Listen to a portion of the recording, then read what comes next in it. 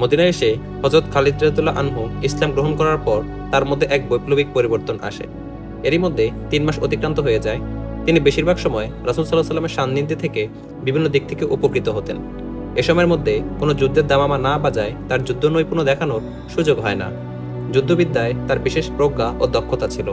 তার আভিজাত্য এবং বংশমর্যাদাও সাধারণ আরবদের থেকে উন্নত ছিল। এরপরও তিনি কোনোদিন সেনাপতি পদে বরিত হওয়ার দাবি করেননি। তিনি আজীবন নিজেকে একজন সাধারণ সিপাহী মনে করেন এবং তাতেই তিনি তুষ্ট থাকেন। বর্তমান সিরিয়ার জর্দান এলাকায় তৎকালীন যুগে গাসসান গোত্র বসবাস করত। দূর দূর এলাকায় তারা ছড়িয়ে ছিটিয়ে ছিল। শক্তিধর হিসেবে এই গোত্রের সর্বত্র খ্যাতি ছিল, কারণ তারা যেমন ছিল দুর্ধর্ষ যোদ্ধা, তেমনি সংখ্যা ছিল অনেক। তখন রোমান সম্রাট ছিল হেরাক্লিয়াস। যুদ্ধবাজ এবং যুদ্ধপ্রলয় হিসেবে তার খ্যাতি ছিল বিশ্বজুড়ে। ইসলাম দ্রুতগতিতে ব্যাপক প্রসার লাভ করছিল। হাজার হাজার কুরাইশ তখন ইসলামের সুশীতল ছায়াতলে এসে গেছে। তাদের বিখ্যাত নেতা ও সেনাপতিরাও মদিনায় গিয়ে রাসূল সাল্লাল্লাহু আলাইহি ওয়াসাল্লামের হাতে বায়াত গ্রহণ করেছে, যার ফলে মুসলমানরা একটি শক্তিশালী জাতি হিসেবে আত্মপ্রকাশ করে। ছোট ছোট কয়েকটি গোত্র ইসলামের পূর্ণ অধীনে চলে আসে। মদিনাতে বিভিন্ন মাধ্যমে সংবাদ পৌঁছতে থাকে যে গাসসান গোত্র মুসলমানদের ক্রমবর্ধমান শক্তি এবং ইসলামের অগ্রযাত্রা রুখতে মুসলমানদেরকে ময়দানে শক্তি পরীক্ষায় আহ্বান করতে চায় এবং এই উদ্দেশ্যে তারা ইতিমধ্যেই প্রস্তুতি নেওয়া শুরু করেছে। এ খবর প্রচার হয় যে গাসসানের সর্বোচ্চ নেতা রোম সম্রাট হেরাক্লিয়াসের সাথে সখ্য গড়ে তোলে তার সমরশক্তিকেও মুসলমানদের বিরুদ্ধে ব্যবহার করতে চেষ্টা করছে। রাসূল সাল্লাল্লাহু আলাইহি ওয়াসাল্লাম গাসসানের শীর্ষ নেতার উদ্দেশ্যে এক রাষ্ট্রীয় দূতকে এই বার্তা দিয়ে প্রেরণ করেন যে আল্লাহ ব্যতীত কোনো মাবুদ নেই, তিনি এক, অদ্বিতীয়, তার কোনো শরিক নেই। ইসলামই একমাত্র জীবন ব্যবস্থা। এর বাইরে যত ধ্যান ধারণা আছে তা ধারণা প্রসূত এবং মানব রচিত। রাসূল সাল্লাল্লাহু আলাইহি ওয়াসাল্লাম সে বার্তায় গাসসানের শীর্ষ নেতাকে ইসলাম গ্রহণের আহ্বান জানান। রাসূল সাল্লাল্লাহু আলাইহি ওয়াসাল্লাম বার্তাটি এই উদ্দেশ্যে প্রেরণ করেন যাতে গাসসান গোত্র রোম সম্রাট হেরাক্লিয়াসের সমশক্তির প্রভাবে প্রভাবিত হয়ে খ্রিস্ট ধর্ম গ্রহণ না করে বরং তারা ইসলাম ধর্ম গ্রহণ করুক।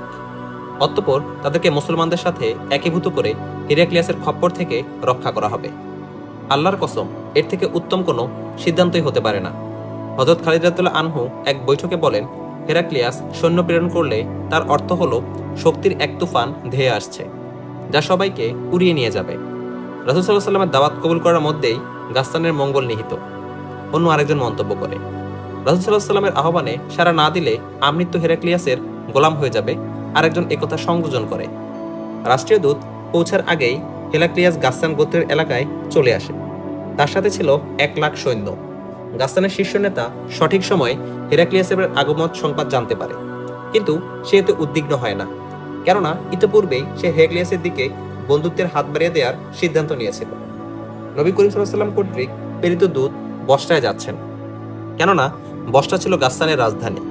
দূতের সাথে ছিল এক উষ্ট্রি বোঝাই পথের সম্বল ছাড়াও ৩ জন প্রহরী। দীর্ঘ সফরের পর দূত মুতায় গিয়ে পৌঁছেন। তিনি সামান্য বিশ্রাম নেওয়ার জন্য ক্ষণিকের যাত্রা বিরতি করেন। কাছেই গাসসান গোত্রের একটি বসতি ছিল। বসতির সর্দারের নিকট খবর পৌঁছে যে ৪ জন ভিনদেশী বসতির নিকটে বিশ্রাম নিচ্ছে। সর্দার সারাহ বিন আমর দূতকে তার কামরায় তলব করে এবং তার পরিচয় ও গন্তব্য জানতে চায়। দূত জবাব দেন, আমি মদিনার দূত, বসরা যাচ্ছি। আমি আল্লাহর রাসূল সাল্লাল্লাহু আলাইহি ওয়াসাল্লামের বার্তা তোমাদের শীর্ষ নেতার নিকট বয়ে নিয়ে যাচ্ছি। সারাহ বিল তিরস্কারের সুরে বলে, কুরাইশ গোত্রের মুহাম্মদের কথা বলছো? কি বার্তা নিয়ে যাচ্ছ? বার্তার মূল কথা হলো ইসলাম কবুল করো, দূত জানান, এবং ভ্রান্ত বিশ্বাস ত্যাগ করো। আমাদের শীর্ষ নেতা এবং ধর্মের অপমান আমি সহ্য করব বলে ভাবছো?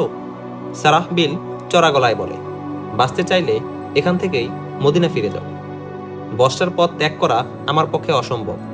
দূত মদিনায় ফিরে যাবার আহ্বান প্রত্যাখ্যান করে বলেন, এটা আল্লাহ ও রাসূল সাল্লাল্লাহু আলাইহি ওয়াসাল্লামের হুকুম। এই হুকুম পালন করতে গিয়ে গর্বের সাথে নিজের জীবন কুরবান করব, আর আমি গর্বের সাথে তোমার জীবন কেড়ে নিব। সারাহ বিল একথা বলে এবং তার লোকদের প্রতি হত্যার ইঙ্গিত দেয়। দূতের অপর ৩ সঙ্গী কক্ষের বাইরে বসা ছিল। ভেতর থেকে ৩ ব্যক্তি বের হয়। তারা কারো রক্তাক্ত লাশ টেনে হিঁচড়ে বের করছিল।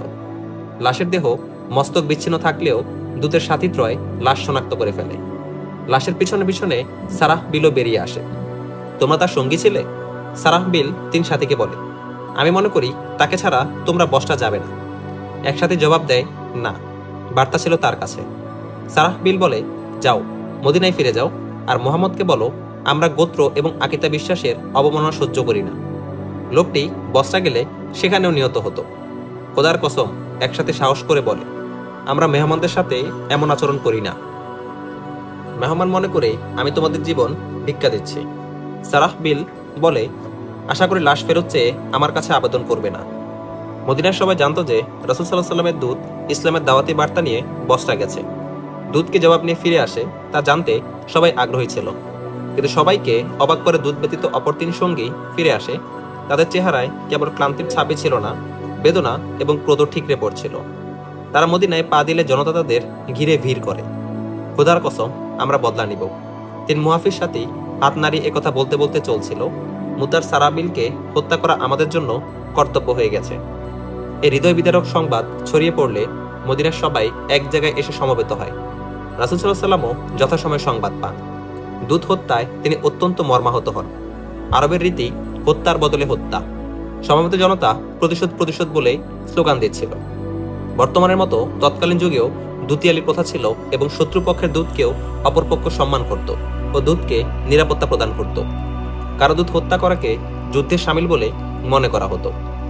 রাসূল সাল্লাল্লাহু আলাইহি ওয়াসাল্লাম ভারাক্রান্ত জনতার উদ্দেশ্যে অশ্রুসিক্ত চোখে বেদনাহত কণ্ঠে বলেন, প্রিয় মদিনাবাসী, আমি গাসসানীদের প্রতি যুদ্ধের বার্তা প্রেরণ করিনি। আমার বার্তা ছিল শান্তির বার্তা। আমি তাদেরকে ইসলাম ধর্ম গ্রহণ করার আহ্বান জানিয়েছিলাম মাত্র। যদি তারা শান্তির বার্তা উপেক্ষা করে যুদ্ধ করতে আগ্রহী হয়, তাহলে আমরা যুদ্ধ করতে পিছপা হব না। জনতা স্লোগান তোলে, আমরা লড়ব, প্রতিশোধ নেব। মুসলমানরা দুর্বল নয়, মুসলমানদের রক্ত এত সস্তা নয়। আমরা আল্লাহ ও তার রাসূলের মান রক্ষায় জীবন দিয়ে দিব। রাসূল সাল্লাল্লাহু আলাইহি ওয়াসাল্লামের নির্দেশে সেই দিনই মুজাহিদ বাহিনী প্রস্তুত হয়ে যায়। স্বতঃস্ফূর্তভাবে ৩,০০০ মুজাহিদ যুদ্ধে নাম লেখান। সেনাপতির দায়িত্ব দেওয়া হয় জায়েদ বিন হারিসা রাদিয়াল্লাহু আনহু এর স্কন্ধে। জায়েদ শহীদ হলে সেনাপতি হবে জাফর বিন আবি তালেব। যাবার প্রাক্কালে নবী করিম সাল্লাল্লাহু আলাইহি ওয়াসাল্লাম বলে দেন, জাফর শহীদ হলে আব্দুল্লাহ বিন রাওয়াহা হবে তার স্থলাভিষিক্ত। আব্দুল্লাহ শহীদ হয়ে গেলে তখন মুজাহিদরা তাদের মধ্য হতে একজনকে সেনাপতি নির্বাচন করে যুদ্ধ চালিয়ে যাবে। ঐতিহাসিক ইবনে সাদ লিখেন, রাসূল সাল্লাল্লাহু আলাইহি ওয়াসাল্লাম পরপর ৩ জন সেনাপতি নির্ধারণ করে মুজাহিদ বাহিনীকে দোয়া করে বিদায় দেন। রাসূল সাল্লাল্লাহু আলাইহি ওয়াসাল্লাম হযরত জায়েদ বিন হারিসা রাদিয়াল্লাহু আনহুকে ডেকে বলেন, মুতা পৌঁছেই প্রধান কাজ হলো আমাদের দূত হত্যাকারী সারাবিলকে কতল করা। এরপর মুতা ও তার আশেপাশের মানুষকে ইসলামের প্রতি আহ্বান করবে। ইসলামের প্রকৃত পরিচয় তাদের সামনে তুলে ধরবে। তারা ইসলাম গ্রহণ করলে তাদের উপর হস্ত উত্তোলন করবে না। এই মুজাহিদ বাহিনীতে হযরত খালিদ রাদিয়াল্লাহু আনহু ছিলেন একজন সাধারণ সৈন্য। তিনি কোনো ইউনিট কিংবা ক্ষুদ্র দলেরও কমান্ডার ছিলেন না। রোম সম্রাট হেরাক্লিয়াসের বাহিনী বর্তমান জর্দানের কোনো এক স্থানে শিবির স্থাপন করে পূর্ব থেকে অবস্থান করছিল। তারা গাসসান গোত্রের এলাকায় সেনা ছাউনি ফেলেছিল। ঐতিহাসিকদের ভাষ্যমতে রোম সৈন্য সংখ্যা ছিল ১ লক্ষ। বিশাল এই সেনাবহরে অত্র এলাকার বসতিগুলো ছেয়ে যায়। জমির ফসল তাদের ঘোড়া এবং উট খেয়ে শেষ করে। জনগণের বাড়িতে যে খাদ্য সম্ভার এবং খেজুর সংরক্ষিত ছিল, সৈন্যরা তা জোরপূর্বক কেড়ে নিয়ে যায়। যুবতী নারীদের ঠিকানা হয় কমান্ডারদের তাঁবুতে। হিরাক্লিয়াসের তাঁবুটি ছিল চতুর্দিকে করুকার্য খচিত মোটা পর্দা এবং উপরে বিচিত্র নকশাগাথা ত্রিপালে ছাদ করা একটি ছোট্ট মহল। দামি কার্পেটে ফ্লোর মোড়ানো। প্রয়োজনীয় আসবাবপত্রেরও অভাব ছিল না। অধিকাংশটি স্বর্ণরৌপ্যের। গাসসান গোত্রের সর্বোচ্চ নেতা হেরাক্লিয়াসের সামনে হাঁটু গেড়ে বসা। হেরাক্লিয়াস স্বয়ং সসৈন্য আগমন সংবাদ পেয়ে সে মূল্যবান উপঢৌকন এবং তারই গোত্রের সেরা ১০-১২ জন সুন্দর যুবতীর সাথে নিয়ে হেরাক্লিয়াসকে স্বাগত জানাতে গিয়েছিল। ওই নারীদের ২-৩ জন হেরাক্লিয়াসের উভয় পাশে বসা। তুমি আমাদের জানিয়েছো যে মদিনার মুহাম্মদ তোমার প্রতি এই মর্মে বার্তা পাঠিয়েছিল যে যেন তোমার গোত্র তার ধর্ম গ্রহণ করে। হেরাক্লিয়াস গাসসানের নেতাকে বলে, আমি এটাও অবহিত করেছি যে সারাহবিল নামক আমার এক আঞ্চলিক নেতা মদিনার দূতকে আমার নিকট পর্যন্ত পৌঁছতে না দিয়ে তাকে মুতায় হত্যা করে। হেরাক্লিয়াস জিজ্ঞাসা করে, মদিনাবাসীদের এমন কি শক্তি আছে যে তারা দূত হত্যার প্রতিশোধ নিতে পারবে? শীর্ষ নেতা বলে, তাদের শক্তি কম কিন্তু সাহস বেশি। তাদের উপর মুহাম্মদের জাদু রয়েছে। প্রথম তাদের সম্পর্কে আমার নিকট সংবাদ পৌঁছলে আমি বিষয়টিকে তেমন আমলে নেইনি, কিন্তু ইতিমধ্যে তারা কয়েকটি রণাঙ্গনে লড়াই করেছে এবং প্রতিটিতেই বিজয় অর্জন করেছে। অথচ প্রতিটি যুদ্ধে প্রতিপক্ষের চেয়ে তাদের সংখ্যা ছিল অনেক কম। শুনেছি মুহাম্মদ এবং তার কমান্ডারদের যুদ্ধ কৌশলের সম্মুখে কেউ টিকতে পারে না। আমার প্রতি তার ধর্মগ্রহণের আহ্বান জানিয়ে পত্র প্রেরণ দ্বারা বোঝা যায় যে সে নিজেকে বড় শক্তিমান ভাবছে। এখন তোমার ইচ্ছা কি? হিরাক্লিয়াস উলঙ্গ প্রায় এক তরুণীর হাত থেকে মদের পেয়ালা নিতে নিতে জানতে চায়। পরিষ্কার করে বললে, এ তো আমারও উপকার এবং আপনারও উপকার হবে। শীর্ষ নেতা বলে, আপনার সৈন্য আমি দেখেছি, আমার গোত্র কোনো ছোট গোত্র নয়। বেশি না হলেও আপনার সমিন্য সংখ্যার সমান সংখ্যা আমারও আছে। আপনি স্বদেশ থেকে দূরে, যুদ্ধ শুরু হলে আমরা নিজ ভূমিতে লড়ব, তখন এখানকার প্রতিটি শিশু আপনার শত্রু হয়ে যাবে। হেরাক্লিয়াস মুচকি হেসে বলে, তুমি আমাকে ধমক দিচ্ছ? যদি বাস্তবে এটা ধমক হয় তাহলে আমি নিজেকেও তা দিচ্ছি। গাসসানের শীর্ষ নেতা বলে, আমি আপনাকে পারস্পরিক যুদ্ধের পরিণতির কথা বলছি মাত্র, আর তা যে আমাদের কারোর জন্য মঙ্গলজনক হবে না তা আপনি ভালো করেই জানেন। তবে আমাদের যুদ্ধ থেকে মদিনাবাসীরা অবশ্যই ফায়দা লুটবে। নিজেদের রক্ত ভয় না করে আসুন আমরা উভয়ে জোট হয়ে মুসলমানদের ধ্বংস করি। বিজয় হলে প্রতিদান স্বরূপ আমি কিছু চাইব না, বিজিত এলাকা হবে আপনারই। নিজ ভূখণ্ডে আমি ফিরে আসব। নিজেরা যুদ্ধ করে শক্তি নষ্ট না করি। প্রথমে এমন এক শক্তিকে শেষ করি যা মদিনা হতে আমাদের বিরুদ্ধে প্রস্তুত হচ্ছে। সম্রাট হেরাক্লিয়াস বলে, আমি তোমার প্রস্তাব সমর্থন করছি। তাহলে আপনার সৈন্যদের নিষেধ করে দিন যেন তারা গাসসানি কোনো বসতিতে লুটপাট না করে। হ্যাঁ, নিষেধ করব। হেরাক্লিয়াস বলে, মদিনাবাসীদের এখানে আসার অপেক্ষা করা ঠিক হবে না। আমরাই মদিনার দিকে এগিয়ে যাব। তাদের বেশি দিন বসে থাকতে হয় না। ইতিমধ্যেই মদিনার 3000 মুজাহিদ মুতার উদ্দেশ্যে মদিনা হতে অনেক দূর এগিয়ে গিয়েছিল। মুতার কাছাকাছি মাআন নামক স্থানে মুসলিম বাহিনী যাত্রা বিরতি করে। এই এলাকা এবং সম্মুখের অঞ্চলটি মুজাহিদদের একদম অপরিচিত। সামনে কোনো খবরও তাদের জানা ছিল না। সামনের শত্রু সৈন্য আছে কিনা তা জানা অতীব জরুরি হয়েছিল। থাকলে তারা সংখ্যায় কত এবং তারা কোন অবস্থায় আছে এই তথ্যটুকু সংগ্রহ করতে 3-4 জন মুজাহিদকে দরিদ্র উষ্ট্রচালকের ভেসে সামনে প্রেরণ করা হয়। এই গোয়েন্দা টিম রাতে কোথাও কাটিয়ে পরের দিন বিকেলে ফিরে আসে। তাদের সংগৃহীত তথ্য মুসলমানদের জন্য সুখকর ছিল না। তারা যেতে যেতে অনেক দূর গিয়েছিল। সর্বপ্রথম দুটি গাসসানি পরিবার তাদের নজরে পড়ে। তারা পূর্বের বাসস্থান ছেড়ে নতুন আবাসের উদ্দেশ্যে কোথাও যাচ্ছিল। উভয় পরিবারের অধিকাংশ সদস্য ছিল যুবতী নারী, যাদেরকে বেশ ধনাঢ্য এবং প্রভাবশালী মনে হয়। তাদের পারিবারিক জিনিসপত্রে কয়েকটি উট বোঝাই ছিল। কাফেলা বিশ্রাম নিতে এক স্থানে থামে। মুসলিম গোয়েন্দা টিমটি সেখানে যাত্রা বিরতি করে। তারা স্বল্প সময়ে গাসসানি কাফেলার সাথে ভাব জমিয়ে ফেলে, কিন্তু তাদের মুসলিম পরিচয় গুণাক্ষরে প্রকাশ করে না। নিজেদের গন্তব্য বলতে গিয়ে বলে তারা বর্ষা যাচ্ছে, সেখান থেকে বাণিজ্য পণ্য আনবে। কাফেলার লোকেরা গোয়েন্দাদেরকে সতর্ক করে বলে, সামনে যেও না, এখান থেকে ফিরে যাও। রোম সম্রাট হেরাক্লিয়াসের সৈন্যরা লুটপাট এবং হত্যা চালাতে চালাতে এগিয়ে আসছে। তোমাদের ধন সম্পদ এবং উট তারা দখলে নিয়ে নিবে। মেরে ফেলারও যথেষ্ট সম্ভাবনা রয়েছে। দীর্ঘক্ষণ ধরে চলতে থাকা হেরাক্লিয়াসের স্বয়ং সৈন্য নিয়ে আগমন সংক্রান্ত আলোচনা। গোয়েন্দারা কৌশলে জেনে নেয় যে রোমক সৈন্যের ভয়ে ভীত হলেও তারা নিজ চোখে তাদের দেখেনি, শুধু লোকমুখে শুনেছে যে সৈন্য জর্দানে প্রবেশ করে লুটতরাজ চালাচ্ছে। যেহেতু তাদের মধ্যে নারীদের সংখ্যা বেশি, সেজন্য তাদের রক্ষা করতে তারা অন্যত্র পালিয়ে যাচ্ছে। হেরাক্লিয়াস সম্পর্কে বিস্তারিত তথ্য জানা গোয়েন্দা দলটির জন্য অপরিহার্য ছিল। কাজটি অত্যন্ত ঝুঁকিপূর্ণ এবং বিপজ্জনক। তবু তারা জীবনে ঝুঁকি নিয়ে আরও সম্মুখে অগ্রসর হয়ে গাসসানের একটি বসতিতে প্রবেশ করে এবং এই বলে নিজেদের অসহায়ত্ব প্রকাশ করে যে আমরা বর্ষায় যাচ্ছিলাম, পথিমধ্যে লুটেরা আমাদের সবকিছু লুট করে নিয়ে গেছে। লোকজন তাদের বিপদগ্রস্ত দেখে আপ্যায়ন করে এবং যথেষ্ট আন্তরিকতা ও আতিথেয়তা প্রদর্শন করে। গোয়েন্দারা তাদের কাছ থেকে সঠিক তথ্য পেয়ে যায়। বাস্তব অবস্থা ছিল এই যে হেরাক্লিয়াস এবং গাসসান গোত্রের মধ্যে মৈত্রী চুক্তি হয়েছে। গাসসানিরা নিজেদের সৈন্য হেরাক্লিয়াসের সৈন্যের মাঝে একত্র করে নেয়। সম্মিলিত বাহিনীর বর্তমান লক্ষ্য মদিনা। হেরাক্লিয়াসের সৈন্য সংখ্যা 1 লাখ আর গাসসানের সৈন্য সংখ্যাও 1 লাখ ছিল বলে ঐতিহাসিকগণ উল্লেখ করেছেন। তবে কোনো কোনো ঐতিহাসিক এ ব্যাপারে ভিন্ন মত পোষণ করে বলেন প্রত্যেকের 1 লাখ করে নয়, বরং সম্মিলিত বাহিনী ছিল 1 লাখ। প্রতিপক্ষের সৈন্য সংখ্যা নিয়ে মতভেদ থাকলেও মুসলমানদের সৈন্য সংখ্যা ছিল 3000। এই গোয়েন্দা রিপোর্ট মুসলিম সেনানায়কদের গভীর চিন্তায় ফেলে দেয়। প্রতিপক্ষের বিশাল সৈন্যবহর বনাম নিজেদের সংখ্যায় অতি স্বল্পতা বিবেচনা করে প্রত্যাবর্তন করাই ছিল পরিস্থিতির দাবি, কিন্তু তারা ফিরে যাবার কথা চিন্তাও করে না। অবশ্য মাআন থেকে সম্মুখে এবে যাবার পরিকল্পনা স্থগিত রাখে। হযরত আব্দুল্লাহ ইবনে রাওয়াহা রাদিয়াল্লাহু আনহু বলেন, আমরা ফিরে যাওয়ার অর্থ হেরাক্লিয়াস এবং গাসসানকে বিনা বাধায় হুড়হুড় করে মদিনা পর্যন্ত যাবার দাওয়াত প্রদান করা। আমরা এখানেই শত্রুদের গতিরোধ করব। হযরত যায়েদ বিন হারিসা রাদিয়াল্লাহু আনহু জানতে চান, মুষ্টিমেয় এই সৈন্য নিয়ে বিশাল বাহিনীর গতিরোধ করা কি আমাদের পক্ষে সম্ভব? হযরত জাফর ইবনে আবি তালেব হুঙ্কার দিয়ে বলেন, কোন রণাঙ্গনে আমরা সংখ্যায় স্বল্প ছিলাম না। পরামর্শ করে আমরা চূড়ান্ত কোনো সিদ্ধান্তে পৌঁছাতে না পারলে কেউ মদিনায় গিয়ে রাসূল সাল্লাল্লাহু আলাইহি ওয়াসাল্লাম থেকে পরবর্তী নির্দেশ জেনে আসুক। আমরা এতটা সময় অপচয় করতে পারি না। হযরত আব্দুল্লাহ রাদিয়াল্লাহু আনহু বলেন, শত্রুরা আমাদের এই সুযোগ দিবে না। খোদার কসম, আমি কিছুতেই একথা জানতে দিব না যে আমরা প্রতিপক্ষের সৈন্য দেখে ভীত। আর আমি এটা বলতে মদিনায় যাব না যে আমরা পিছু হুটে এসেছি। হযরত যায়েদ রাদিয়াল্লাহু আনহু বলেন, আমরা জীবন কুরবান করে জীবিতদের জন্য ইতিহাস সৃষ্টি করব। এটা ভুলে গেলে চলবে না যে গাসসানের সেনাদের মধ্যে খ্রিস্টান সংখ্যায় বেশি, তারা তাদের ধর্মের জন্য যুদ্ধ করবে। হযরত আব্দুল্লাহ বিন রাওয়াহা রাদিয়াল্লাহু আনহু বৈঠক থেকে উঠে মুজাহিদদেরকে এক জায়গায় সমবেত করে এমন জ্বালাময় বক্তব্য দেন যে 3000 মুজাহিদের তাকবীর ধ্বনিতে আকাশ বাতাস প্রকম্পিত হয়ে ওঠে। সেনাপতি হযরত যায়েদ বিন হারিসা রাদিয়াল্লাহু আনহু সম্মুখে এগিয়ে যাবার নির্দেশ দেন। ঐতিহাসিকগণ লিখেন, 3000 মুজাহিদ 1 লাখ সৈন্যের মোকাবিলা করার সিদ্ধান্ত নিয়ে তারা নিজেদেরকে এক বিরাট পরীক্ষার সম্মুখীন করেন। ইতিমধ্যে হিরাক্লিয়াস এবং গাসসানের শীর্ষ নেতা খবর পেয়ে যায় যে দূত হত্যার বদলা নিতে মদিনা থেকে মাত্র কয়েক হাজার সৈন্য আসছে।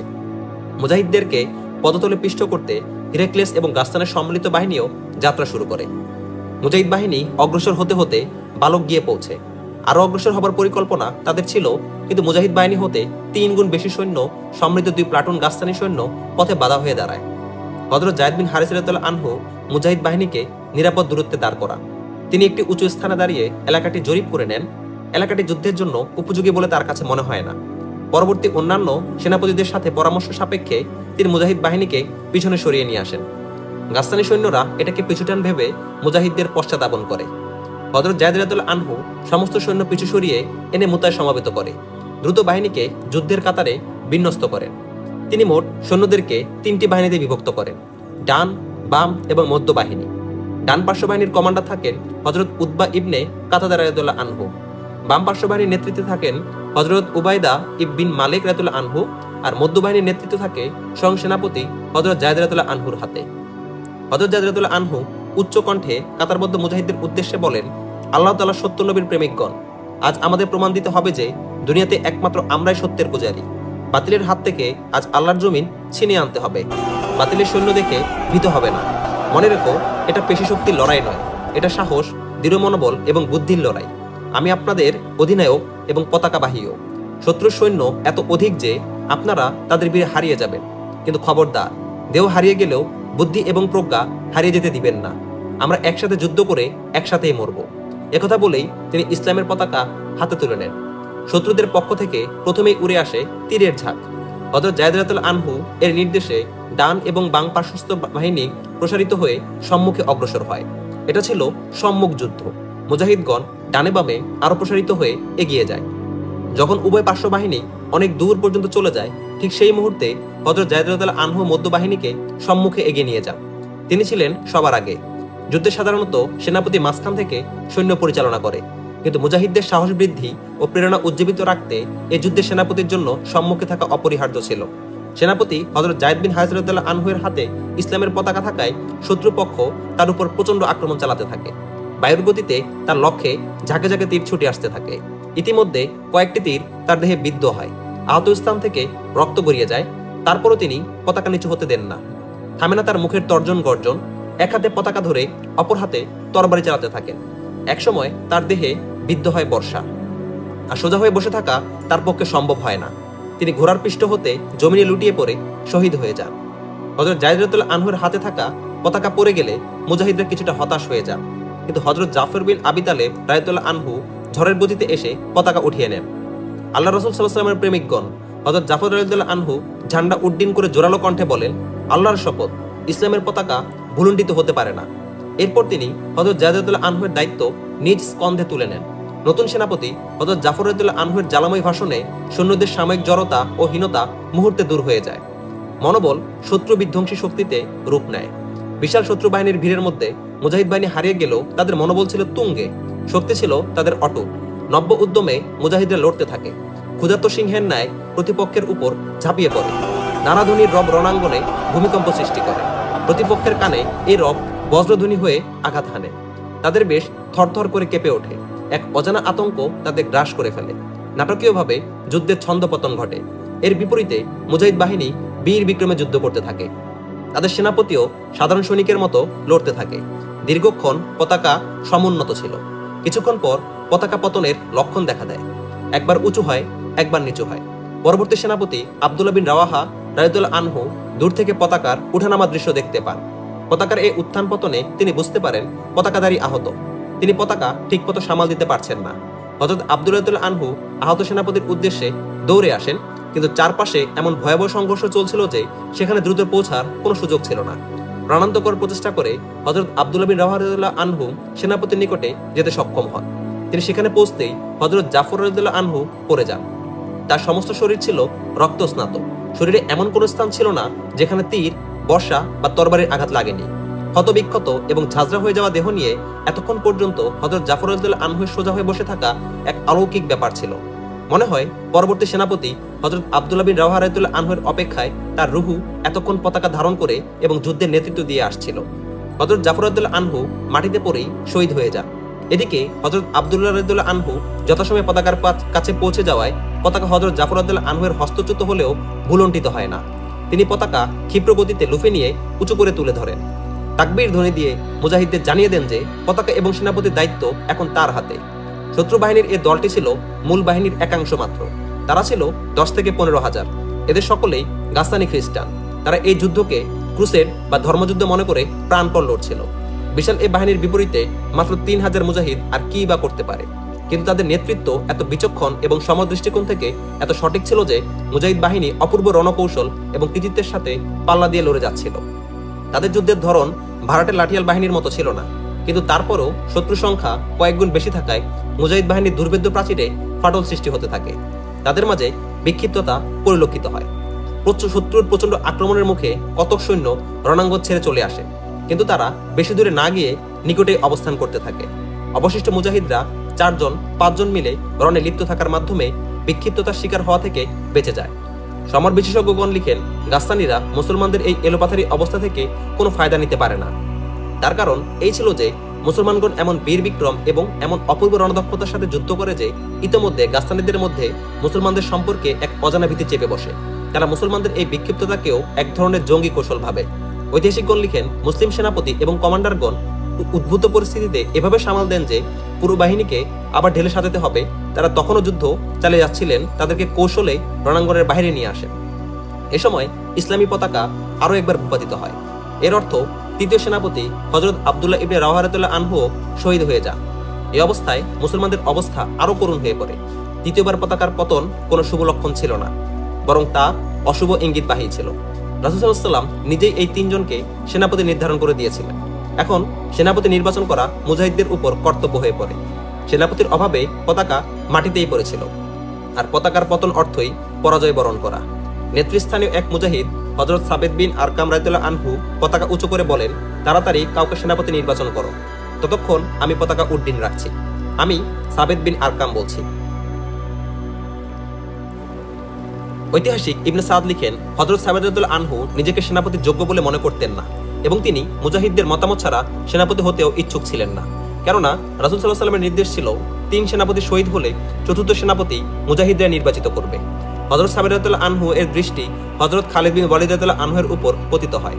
তিনি কাছেই ছিলেন, কিন্তু হযরত খালিদের ইসলাম গ্রহণের বয়স মাত্র 3 মাস হওয়ায় মুসলমানদের মধ্যে তার কোনো ব্যক্তিত্ব তখন পর্যন্ত প্রকাশ পায়নি।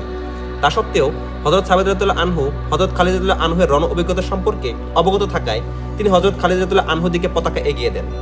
খালিদ, নিঃসন্দেহে এই পদের যোগ্য তুমি, হযরত সাবেদ রাদিয়াল্লাহু আনহু বলেন। হযরত খালিদ রাদিয়াল্লাহু আনহু অস্বীকার করে বলেন, না, আমি এখনো এর যোগ্য হইনি। লড়াই কিছুটা স্তিমিত হয়ে পড়ে। হযরত সাবেদ রাদিয়াল্লাহু আনহু মুজাহিদদের আহ্বান করে বলেন, তোমরা খালিদকে পতাকা এবং সেনাপতির দায়িত্ব নিতে অনুরোধ করো। বেশিরভাগ মুজাহিদ হযরত খালিদ রাদিয়াল্লাহু আনহুর রণকৌশল যোগ্যতা সম্বন্ধে জানতেন এবং কুরাইশদের গোত্র তার যে বিরাট পদমর্যাদা ছিল তাও তারা জানতেন। খালিদ, খালিদ, খালিদ, চতুর্দিকে হতে আওয়াজ আসতে থাকে, খালিদ আমাদের সেনাপতি। হযরত খালিদ রাদিয়াল্লাহু আনহু ক্ষিপ্র গতিতে পতাকা হযরত সাবেদ রাদিয়াল্লাহু আনহুর হাত থেকে নিজের হাতে নিয়ে নেন। গাসসানিরা লড়াই চালিয়ে গেলেও সরে গিয়েছিল। হযরত খালিদ রাদিয়াল্লাহু আনহু জীবনে এই প্রথমবারের মতো স্বাধীনভাবে রণনৈপুণ্য এবং নেতৃত্বের ঝলক দেখানোর সুযোগ পান। তিনি কয়েকজন সৈন্যকে নিজের পাশে রাখেন এবং তাদের দ্বারা দূতের কাজ দিতে থাকেন। নিজে ছোটাছুটি করেন এবং সেই সঙ্গে তলোয়ারও চালাতে থাকেন। এভাবে বহু প্রচেষ্টায় তিনি যুদ্ধের সক্ষম মুজাহিদ বাহিনীকে এক জায়গায় করে ঢেলে সাজান এবং তাদেরকে পেছনে সরিয়ে আনেন। গাসসানিরাও পিছে সরে যায়। তলোয়ারের ঝনঝনানি কিছুক্ষণের জন্য থেমে শুরু হয় তীর যুদ্ধ। উভয় পক্ষ হতে তীরের বর্ষণ হতে থাকে। খোলা আকাশ দিয়ে ঝাঁকে ঝাঁকে তীর উঠছিল। হযরত খালিদ রাদিয়াল্লাহু আনহু পরিস্থিতি বুঝে নেন। মুজাহিদ বাহিনীও তাদের মনোবল দেখেন। এসব মিলিয়ে যে যোগফল বের হয় তাতে এছাড়া কোনো উপায় ছিল না যে সম্মুখে আর অগ্রসর না হয়ে এখানে যুদ্ধের ইতি টানা। কেননা মুজাহিদ বাহিনীর সাহায্যের কোনো সুযোগ না থাকলেও শত্রু বাহিনী প্রয়োজনীয় সাহায্য চাওয়ার আগেই পেয়ে যাচ্ছিল। তদুপরি খাদ্য সংকট কিংবা জনবলের কমতি তাদের ছিল না। যুদ্ধ ক্ষান্ত করা পরিস্থিতির দাবি হলেও হযরত খালিদ রাদিয়াল্লাহু আনহু যুদ্ধ ছেড়ে পিছু হটতে চাচ্ছিলেন না। কেননা তার আশঙ্কা ছিল পিছু হটে গেলে শত্রুরা দুর্বলতা মনে করে পশ্চাদাবন করতে পারে, আর যদি আসলেই তারা পশ্চাদাবন করে তখন এই মুষ্টিমেয় সৈন্যকে রক্ষা করা কোনো মতেই সম্ভব হবে না। চূড়ান্ত ধ্বংসের মুখে পড়ে তিলে তিলে নিঃশেষ হয়ে যাবে। হযরত খালিদ রাদিয়াল্লাহু আনহু অনেক চিন্তা ভাবনার পর এক দুঃসাহসিক সিদ্ধান্ত নেন। তিনি মুজাহিদ বাহিনীর সম্মুখে এসে দাঁড়ান এবং চোখের পলকে গাসসানীদের উপর ঝাঁপিয়ে পড়েন। মুজাহিদ বাহিনী পতাকা এবং সেনাপতিকে সম্মুখে দেখে তাদের শীতল রক্ত টকবক করে ওঠে। ভেঙে পড়া মনোবল ইস্পাত সম দৃঢ় হয়ে যায়। হয় হরণ নয়তো মরণ, এই মন্ত্রে উজ্জীবিত হয়ে ঘুরে দাঁড়ায়। যোগ্য সেনাপতির সুনিপুণ নেতৃত্বে ক্ষুধার্ত শার্দুলের ন্যায় মুজাহিদ বাহিনী একযোগে শত্রু বাহিনীর উপর ঝাঁপিয়ে পড়ে। তাদের এই হামলা এতই ক্ষিপ্র গতির ছিল যে সংখ্যাধিক্য সত্ত্বেও গাসসানীদের পা নড়বড় হয়ে যায়। মুসলমানদের নারাধ্বনি ও আক্রমণ আগুনের গোলা হয়ে তাদের উপর পতিত হতে থাকে। কোনো কিছু বোঝার আগেই তারা মুসলমানদের হাতে হত্যাযজ্ঞের শিকার হতে থাকে। তারা এক স্থানে দাঁড়িয়ে এই হত্যাযজ্ঞ চালায় না, বরং জায়গা পরিবর্তন করে করে গাসসানীদের হত্যা করতে থাকে। মুজাহিদ বাহিনী যেখানেই যায় সেখানে লাশের স্তূপ এবং রক্তগঙ্গা বয়ে যায়। মুসলমানরা ধূমকেতুর মতো আবির্ভাব হয়ে চোখের পলকে কাজ করে হাওয়ায় মিলিয়ে যেত। পিছনে রেখে যেত লাশের স্তূপ আর আহতদের বুক ফাটা আর্তনাদ। ঐতিহাসিকগণ লিখেন এবং হাদিসেও রয়েছে, হযরত খালিদ রাদিয়াল্লাহু আনহু সেদিন মুষ্টিমে মুজাহিদ নিয়ে গাসসানীদের উপর এমন টর্নেডো সৃষ্টি করেন যে আক্রমণের তীব্রতায় এক এক করে 9টি তলোয়ার তার হাতে ভেঙে যায়। হযরত খালিদ রাদিয়াল্লাহু আনহু দুঃসাহসিক এই হামলা করলেও অধিকক্ষণ এখানে অবস্থান করা উচিত মনে করেননি। তিনি কৌশলে মুজাহিদদের পশ্চাতে সরিয়ে আনতে চেষ্টা করেন। এতেও তিনি সফল হন। তিনি মুজাহিদদের জিহাদি জোশ এবং ইসলামের আকর্ষণে এ দুঃসাহসিক আক্রমণ করেন। আক্রমণের তীব্রতা এবং নারাধ্বনির কম্পনে গাসসানীরা ভীত সন্ত্রস্ত হয়ে ওঠে। তারা দিশেহারা হয়ে পিছনে সরে যায়। তাদের মাঝেও হতাশা সৃষ্টি হয়। এ সময় মুজাহিদদের দক্ষিণ ভাগের কমান্ডার হযরত উতবা ইবনে কাতাদা রাদিয়াল্লাহু আনহু গাসসানীদের মধ্যভাগে আচমকা প্রবেশ করে তাদের সেনাপতি মালিককে হত্যা করে। সেনাপতির মৃত্যুতে গাসসানীদের অবশিষ্ট শক্তিও নিভে যায়। ভয়, আতঙ্ক এবং উদ্বেগে সংখ্যাধিক্য হওয়া সত্ত্বেও তারা অনেক পেছনে চলে যায়। চেইন অফ কমান্ড না থাকায় পুরো বাহিনী ছত্রভঙ্গ হয়ে যায়। এই দুঃসাহসিক হামলার পেছনে হযরত খালিদ রাদিয়াল্লাহু আনহুর উদ্দেশ্য ছিল প্রলয়ঙ্কারী তুফানের হাত থেকে মুজাহিদ বাহিনীকে হেফাজত করা। প্রচন্ড আক্রমণ করে গাসসানীদের পিছু হটিয়ে দিয়ে মুজাহিদ বাহিনী নিয়ে নিরাপদে কেটে পড়াই ছিল তার মূল পরিকল্পনা। তিনি অত্যন্ত সাফল্যের সাথে এই কাজটি করেন এবং শত্রুপক্ষ পিছু হটে যেতেই তিনি মুজাহিদ বাহিনীকে স্বদেশ প্রত্যাবনের নির্দেশ দেন। এভাবে এক অসম যুদ্ধ পরাজয় ব্যতীতই নিষ্পত্তি হয়। এদিকে কিভাবে গুঞ্জন রটে যায় যে মুজাহিদ বাহিনী পৃষ্ঠপ্রদর্শন করে ফিরে আসছে। হযরত খালিদ রাদিয়াল্লাহু আনহুর নেতৃত্বে মুজাহিদ বাহিনী মদিনা পৌঁছা মাত্রই লোকজন পলায়নপর বাহিনী বলে ধিক্কার দিতে থাকে। হযরত খালিদ রাদিয়াল্লাহু আনহু এসব পাত্তা না দিয়ে সোজা রাসূল সাল্লাল্লাহু আলাইহি ওয়াসাল্লামের সম্মুখে গিয়ে রণাঙ্গনের আদি অন্ত তুলে ধরেন। এদিকে বাইরের তিরস্কারের আওয়াজ ক্রমে জোরালো হচ্ছিল। রাসূল সাল্লাল্লাহু আলাইহি ওয়াসাল্লাম জনতার উদ্দেশ্যে নির্দেশ ছুড়ে বলেন, থামো, এরা রণাঙ্গন হতে পলায়নপর সৈন্য নয়, যুদ্ধ করে এসেছে এবং ভবিষ্যতে যুদ্ধ করতে থাকবে। খালিদ, সাইফুল্লাহ, আল্লাহর তরবারি। ইবনে হিশাম এবং ওয়াকিদি লিখেন, আল্লাহ রাসূল সাল্লাল্লাহু আলাইহি ওয়াসাল্লামের পবিত্র মুখের এই বাক্যটি পরবর্তীকালে হযরত খালিদ রাদিয়াল্লাহু আনহু এর উপাধিতে পরিণত হয়, সাইফুল্লাহ, আল্লাহর তরবারি। এরপর থেকে আল্লাহর পথে এ তরবারি সর্বদা কোষমুক্তই থাকে। সুবহানাল্লাহ। প্রিয় দর্শক এবং প্রিয় শ্রোতা, আজকে যে আমরা পর্বটা শুনলাম এটা ছিল মূলত হচ্ছে মুতার যুদ্ধের কাহিনী। এই যুদ্ধে আসলে খুবই চমৎকারভাবে হযরত খালিদ রাদিয়াল্লাহু আনহু তিনি নেতৃত্ব প্রদান করে মুসলমানদেরকে মৃত্যুর হাত থেকে রক্ষা করেন। এই গল্পটা যখন আমি পড়ছিলাম এত ভালো লাগতেছিল এবং এতটাই উজ্জীবিত হচ্ছিলাম, আমি জানি না আপনারা ফিল করতে পারছেন কিনা, মানে খুবই ভালো লাগতেছিল যে আসলে আমাদের পূর্বপুরুষ ইসলামের জন্য কত কষ্ট করে, কত অল্প সংখ্যক সৈন্য থাকা সত্ত্বেও তাদের জোশ, জজবা এবং ইমানি বলের কারণে এত বিশাল বড় বাহিনীর সাথে লড়াই করে তারা বিজয় ছিনিয়ে আনে। যদিও তাদের মরে যাওয়াটাই মানে আমাদের যারা কাফের তাদের আক্রমণে মুসলমানদের নিশ্চিন্ত হয়ে যাওয়াটাই ছিল একদম পরিস্থিতির দাবি। বাট তারপর দেখা গেল যে আসলে মুসলমানরা আল্লাহর উপর বিশ্বাস রাখার কারণে তাদের ইমানি জজবায় তারা সেই বাহিনীর হাত থেকে রক্ষা পেয়ে সমূলে দেশে ফিরে আসে। আর রাসূল সাল্লাল্লাহু আলাইহি ওয়াসাল্লাম হযরত খালিদ রাদিয়াল্লাহু আনহুকে যে উপাধিটা দেন যে খালিদ সাইফুল্লাহ, আল্লাহর তরবারি, খুবই চমৎকার একটা সুন্দর একটা উপমা ছিল। যে রাসূল সাল্লাল্লাহু আলাইহি ওয়াসাল্লাম যাই বলেন আসলে তা আল্লাহর তরফ থেকে হয়। এজন্যই হযরত খালিদ রাদিয়াল্লাহু আনহু আল্লাহর তরবারি হিসেবে তিনি জীবনের বাকিটা সময় কাটান। সেই অংশটুকু আমরা অবশ্যই সামনে থেকে পড়তে পারবো। তো আপনাকে একটা স্পয়লার বা সামনে একটা কথা বলে দিই। তো হযরত খালিদ রাদিয়াল্লাহু আনহু তিনি কোনো যুদ্ধে শহীদ হন না, তিনি যুদ্ধ করতেই থাকেন। করতে করতে তিনি শুধু একটা কথাই বলেন, যে তিনি এত বেশি যুদ্ধ করেন শুধুমাত্র শহীদ হওয়ার তামান্না বা শহীদ হওয়ার জন্য, কিন্তু আল্লাহ তরবারিকে ভাঙবে এমন তরবারি পৃথিবীতে আর কার আছে? কারণ রাসূলুল্লাহ সাল্লাল্লাহু আলাইহি ওয়াসাল্লাম বলে গিয়েছেন যে হযরত খালিদ হচ্ছে আল্লাহ তরবারি। তো প্রিয় শ্রোতা, আজকে এই পর্যন্তই। যদি পর্বটি ভালো লাগে অবশ্যই লাইক করবেন, সাবস্ক্রাইব করবেন, আপনার মূল্যবান মতামত জানাবেন যে আসলে কেমন লাগছে আমাদের পর্বগুলো। তো অবশ্যই আমাদের সাথে থাকবেন। আজকে এই পর্যন্তই। আল্লাহ হাফেজ। আসসালামু আলাইকুম।